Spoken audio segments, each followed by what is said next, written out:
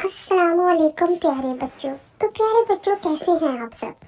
प्यारे बच्चों, आज मैं आपके लिए एक बहुत ही अच्छे बच्चे की कहानी लाई हूँ।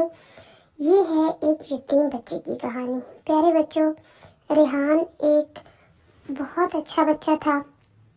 वो एक बहुत अमीर घराने में पैदा हुआ था। उसके अम्मी अब्बू बहुत दौलतमंद थे।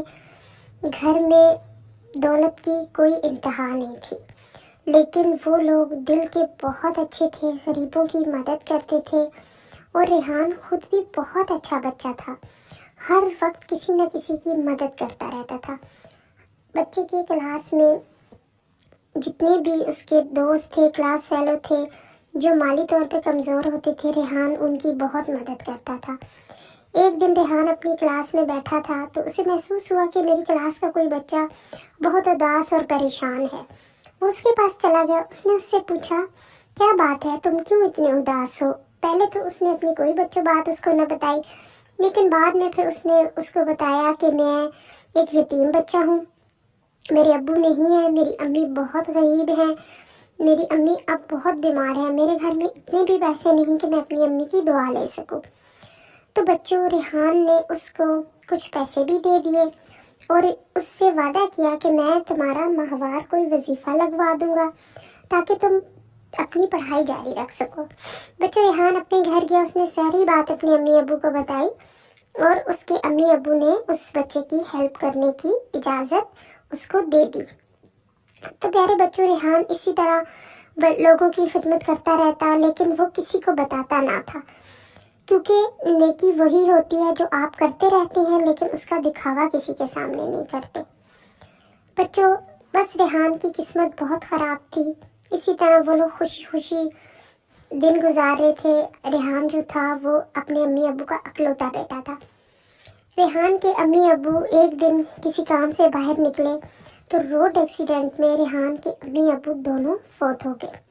रेहान अकेला रह गया। रेहान तो छोटा सा बच्चा था अभी। वो तो अपने अब्बू के कारोबार, अपने अब्बू की फैक्ट्रियाँ, अपने अब्बू की दौलत को नहीं संभाल सकता था। लेकिन बच्चों, उसके ख़ानदान के लोग बहुत लालची थे। वो सब उसके घर जमा हो गए। हर एक को यही फिक्र कि अब रेहान की ये सारी दौलत कौन संभालेगा। बच्चों, रेहान खुद तो अपनी दौलत संभाल नहीं सकता था। रेहान के घर में बहुत से नौकर भी थे। आखिर सारे रिश्तेदारों ने बैठकर रेहान के एक बड़े ताया अब्बू थे, जिसको उन्होंने रेहान का सरबराह बना दिया और सारों से ये भी मुआहदा कर लिया कि इसके ताया जो है वो थोड़ी थोड़ी दौलत सबको देते रहेंगे। शुरू में तो रेहान के ताया रेहान के साथ बहुत अच्छे रहे, लेकिन आहिस्ता आहिस्ता वो रेहान पे जुल्म करते रहे। किसी न किसी तरीके से रेहान की दौलत, पैसा अपने हिस्से में करते रहे। अक्सर उसकी कोई ना कोई जायदाद बेच देते और उसका पैसा अपने अकाउंट में जमा करवाते। बच्चों, नबी पाक का भी फरमान है कि यतीम का माल खाना सख्त गुनाह है, सख्त गुनाह। लेकिन इसके ताया को इस बात का कोई एहसास नहीं था। अक्सर रेहान को तंग करते, मारते, उसे किसी के साथ ना जाने देते, उसे बाहर खेलने की इजाज़त ना थी।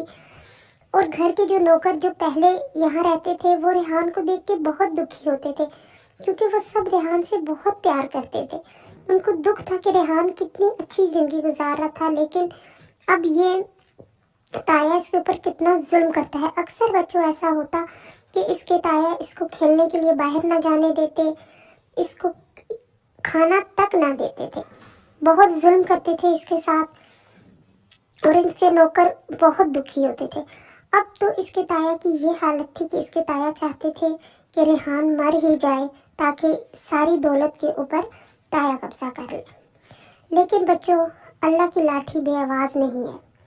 अल्लाह एक ना एक दिन इंसाफ ज़रूर करता है।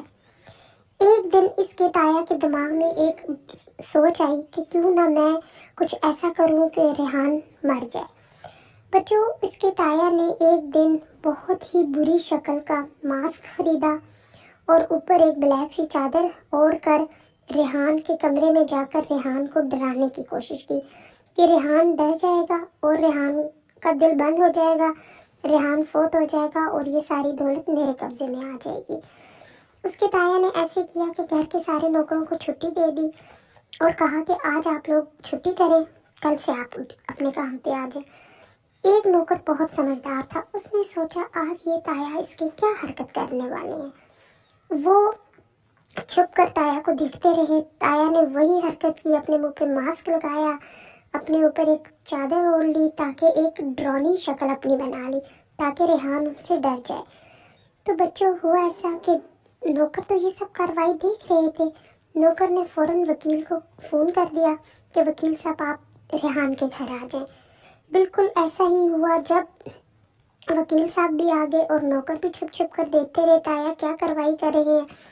تو بچوں ہوا ایسا کہ جب تایا چڑیل کیا روپ دھار کر ریحان کے کمرے میں گئے تو وہاں پر پہلے ہی تایا کے ساتھ ساتھ نوکر اور وکیل بھی موجود تھے۔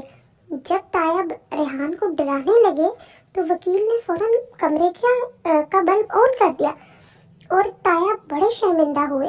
وکیل انہیں لے کر باہر گیا اور تایا کی خوب بےعزتی ہوئی اور تایا سے پورا ریحان کا اختیار واپس لے لیا، اس کی جائیداد، اس کا کاروبار سب واپس لے کر اس کا سربراہ اس کے نوکر کو بنا دیا گیا۔ تو دیکھیں بچوں، کبھی بھی کسی یتیم کا مال نہیں کھانا چاہیے۔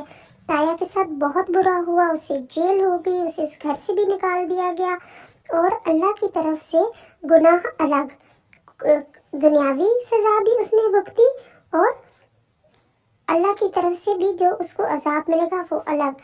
بچوں آپ نے ضرور اللہ کے نام پہ سب کی مدد کرنی ہے، کیونکہ اللہ جب آپ کو دیتا ہے تو آپ کا بھی حق بنتا ہے کہ آپ غریبوں میں تقسیم کریں، یتیموں میں تقسیم کریں۔ تو پیارے بچوں مجھے اجازت دیں، اگلی کہانی اس سے بھی اچھی لے آؤں گی آپ لوگوں کے لیے۔ اس کے ساتھ ہی میرے چینل کو سبسکرائب کریں۔ اللہ حافظ۔